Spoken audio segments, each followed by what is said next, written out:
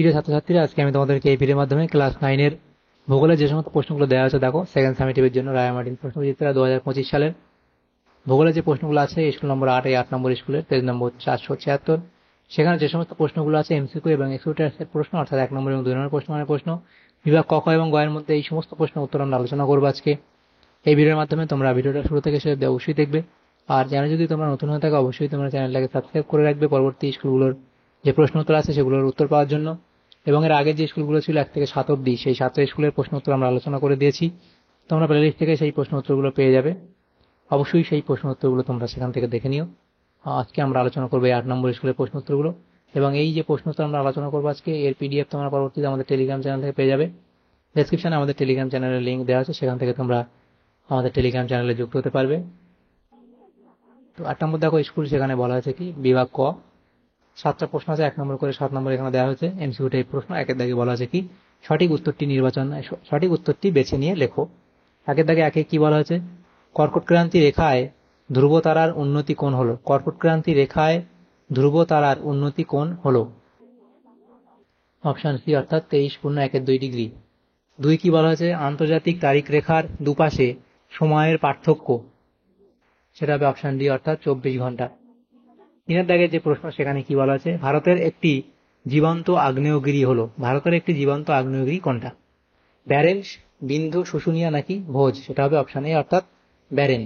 এরপরে আছে সমপ্রায়, এখানে বলা আছে কি সমপ্রায় ভূমির অনুচ্চ টিলাগুলি হলো বাজাদা, মোনাডনক, ইনসেলবার্জ নাকি লোয়ের, তাহলে এটা হবে মোনাডনক, অর্থাৎ অপশন বি। তারপরে যে বলা আছে 5 দাগের প্রশ্ন, যে প্রক্রিয়াটি যান্ত্রিক আবহবিকারের সঙ্গে যুক্ত নয় তা হলো স্বল্পমোচন, তুহিন খণ্ডীকরণ, ক্ষুদ্রকণা বিসরণ নাকি অঙ্গার যোজন, এটা হবে কি অপশন এ, অর্থাৎ স্বল্পমোচন। তারপরে 6 দাগে বলা আছে প্রশ্ন কি, 6 দাগের প্রশ্ন, বর্তমানে পশ্চিমবঙ্গের মোট জেলার সংখ্যা হলো, এটা হবে অপশন সি, অর্থাৎ 23টি। তারপরে আছে কি গোর্গাবুরু যে পাহাড়ের অংশ তা হলো, এটা হবে অপশন এ, অর্থাৎ অযোধ্যা। তাহলে এখানে যে এমসিকিউ টাইপ প্রশ্নগুলো ছিল আমাদের 7টা, সেগুলো আমাদের হয়ে গেল বিভাগ ক এর মধ্যে 8 নম্বর স্কুলের। এবং বিভাগ খ এর মধ্যে যে প্রশ্নগুলো আছে দেখো, সেখানে বলা আছে 4টে আমাদের প্রশ্ন দেওয়া আছে। 1 নম্বর করে শূন্যস্থান পূরণ, 2 দাগের এ, শূন্যস্থান পূরণ করো। 2 দাগের এর অপর প্রশ্ন, সেটা বলা আছে ড্যাশ ঘড়ি গ্রিনিচের সময় অনুযায়ী চলে। তাহলে এই শূন্যস্থানে তোমরা কি লিখবে, ক্রোনোমিটার ঘড়ি,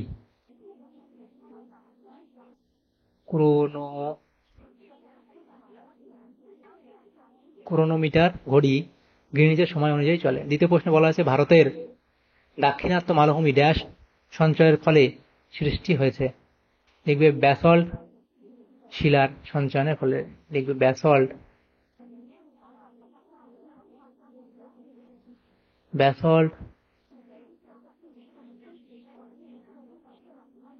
শিলার সঞ্চয়ের ফলে সৃষ্টি হয়েছে।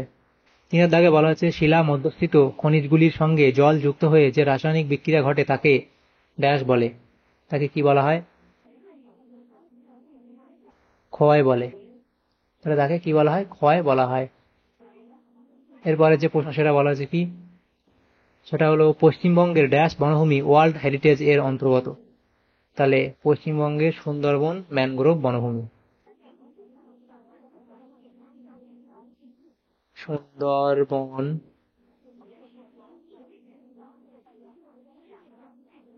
ম্যানগ্রোভ বনভূমি ওয়ার্ল্ড হেরিটেজের অন্তর্গত। এরপরে বিয়ের দাগে যে প্রশ্ন বলা আছে, একটি বাক্যে উত্তর দাও। বিয়ের দাগের প্রশ্ন হচ্ছে একটি বাক্যে উত্তর দাও। বিয়ের দাগের 1, সেটা কি বলা হয়েছে, 1 ডিগ্রি অন্তর পৃথিবীতে মোট দ্রাঘিমা রেখার সংখ্যা কত, তারা লিখবে 361টি। এরপরে 2 দাগে বলা আছে পাঁচ শব্দের ব্যবহার প্রথম কে করেন। 5 শব্দের ব্যবহার প্রথম কে করেন, সেটা লিখবে উইলসন।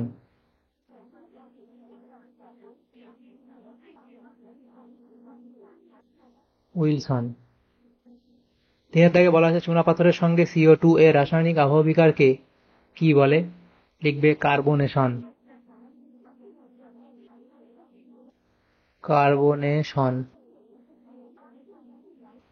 এরপরে 4 দাগে বলা হচ্ছে কংসাবতী ও কেলেঘাই নদীর মিলিত প্রবাহের নাম কি, সেটা হবে হলদি নদী। হলদি নদী। এরপরে যে প্রশ্নগুলো আছে দেখো সেখানে কি বলা আছে আমাদের, বিভাগ গ, সেখানে যে প্রশ্নগুলো আছে 4 নম্বর 2 নম্বরের প্রশ্ন 4টে প্রশ্ন উত্তর করতে হবে, 2 নম্বর 8 নম্বর। 3-এর দাগে বলা আছে নিম্নলিখিত প্রশ্নগুলির উত্তর দাও, বিকল্প প্রশ্নগুলি লক্ষণীয়। 3-এর 1 বলা আছে মূলমধ্যরেখা কাকে বলে, তাহলে 3-এর 1 মূলমধ্যরেখা কাকে বলে। মূলমধ্যরেখা পৃথিবীতে কল্পিত যে দ্রাঘিমা রেখাটি লন্ডনের নিকটবর্তী গ্রিনিচ শহরের উপর দিয়ে উত্তর দক্ষিণে বিস্তৃত হয়েছে তাকে মূলমধ্যরেখা বলে। মূলমধ্যরেখাটি পৃথিবীতে স্থলভাগের প্রায় মধ্যভাগ দিয়ে সম্প্রসারিত এবং এই রেখার মান 0 ডিগ্রি। অথবা দিয়ে প্রশ্ন ছিল ভূজালক বা গ্রাটিকুয়েলস কি, তাহলে লিখবে কি, অক্ষরেখা ও দ্রাঘিমা রেখার সাহায্যে কোনো জায়গার অবস্থান নির্ণয় করা হয়। অক্ষরেখা ও দ্রাঘিমা রেখা যখন পরস্পর লম্বভাবে ছেদ করে তখন অক্ষরেখা ও দ্রাঘিমার সমন্বয়ে তৈরি হয় এক, এটা হবে জালকু, একে ভূজালক বলা হয়। এরপরে প্রশ্ন যেটা বলা হয়েছে কি, 3-এর দাগের প্রশ্ন, জিওসিনক্লাইন বা মহীখাত কি, দেখবে সাগর মহাসাগরের অন্তর্গত সুদীর্ঘ অবনমিত প্রাচীন ভূভাগ মহীখাত নামে পরিচিত। এর প্রবক্তা কে সেটা লিখবে এবং এর বৈশিষ্ট্য এবং উদাহরণ দেবে। অথবা দিয়ে প্রশ্ন ছিল হটস্পট কাকে বলে, হটস্পট কাকে বলে উদাহরণ দেবে। 3-এর দাগে বলা আছে অগ্নিভবন কাকে বলে, লিখবে আবহবিকার, ক্ষয়ীভবন এবং পুঞ্জিত ক্ষয়ের সম্মিলিত প্রভাবে শিলাস্তরের উপরিভাগ বিচ্ছিন্ন হয়ে অপসারিত হলে অভ্যন্তরভাগ উন্মুক্ত হয়ে পড়ে। এভাবে শিলাস্তরের ভিতরের অংশ ভূপৃষ্ঠে উন্মুক্ত হলে তাকে বলা হয় অগ্নিভবন। সুতরাং অগ্নিভবন হল আবহবিকার, ক্ষয়ীভবন ও পুঞ্জিত ক্ষয়ের সম্মিলিত ফল। এই অবধি লিখবে। এরপরে যে প্রশ্নগুলো আছে দেখো বলা আছে কি, অথবা দিয়ে প্রশ্ন, সেটা বলা আছে ক্ষুদ্র কণা বিসরণ কি, তাহলে ক্ষুদ্র কণা বিসরণ তার সংজ্ঞা লিখবে। সংজ্ঞায় দিন ও রাতের লিখবে উষ্ণতা, দিন ও রাতের উষ্ণতার তারতম্যের কারণে সৃষ্ট সংকোচন ও প্রসারণের প্রভাবে যখন কোনো শিলা ফেটে গিয়ে ক্ষুদ্র ক্ষুদ্র কণায় পরিণত হয় তখন তাকে ক্ষুদ্র কণা বিসরণ বলে। প্রক্রিয়া লিখবে বিভিন্ন খনিজ দ্বারা গঠিত বিষমসত্ত্ব শিলার বিভিন্ন খনিজগুলি এটা বিভিন্ন খনিজগুলি উষ্ণতার হ্রাস বৃদ্ধির ফলে ভিন্ন ভিন্ন হারে সংকুচিত ও প্রসারিত হয়। এইভাবে বারংবার অসম সংকোচন ও প্রসারণের ফলে শিলাটি বিভিন্ন খনিজের সংযোগ বরাবর সশব্দে ফেটে ক্ষুদ্র ক্ষুদ্র কণায় ভেঙে যায়। উদাহরণ লিখবে কি, থর, সাহারা, কালাহারি প্রভৃতি মরুভূমিতে সূর্যাস্তের পর প্রায়ই পিস্তলের গুলি ছোঁড়ার মতো শব্দ করে শিলা ফেটে যায়। 4 দাগের প্রশ্নে কি আছে বলা, তরাই ও ডুয়ার্স নামকরণের কারণ কি, তাহলে তরাই অর্থ অবস্থান, ডুয়ার্স অর্থ অবস্থান, তাই তোমরা লিখে দেবে এই পর্যন্ত, তাহলে এই প্রশ্ন উত্তরগুলো হয়ে যাবে। এরপরে যে প্রশ্ন আছে দেখো বলা আছে অথবা দিয়ে প্রশ্ন, খাদার ও ভাঙর কাকে বলে, তাহলে খাদার হলো নদীর খুব কাছাকাছি অবস্থিত সমতল ভূমি যেখানে প্রতি বছর বন্যায় নতুন পলি জমা হয়। বৈশিষ্ট্য তোমরা লিখবে। এবং ভাঙর কি হলো, ভাঙর হলো পুরনো পলি দিয়ে গঠিত একটু উঁচু জমি যেটি নদীর প্লাবনে সাধারণত ভেসে যায় না, তার বৈশিষ্ট্য তোমরা এখানে লিখবে। তাহলে দেখো আমাদের এখানে যে প্রশ্নগুলো ছিল আমাদের হচ্ছে ক্লাস 9-এ ভূগোলের যে প্রশ্নগুলো ছিল বিভাগ ক, খ এবং গ এর মধ্যে,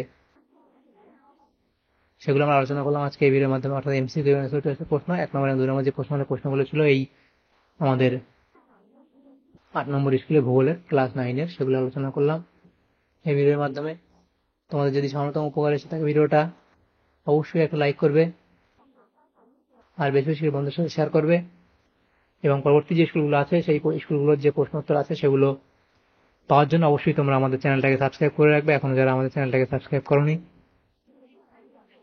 thank you, thanks for watching.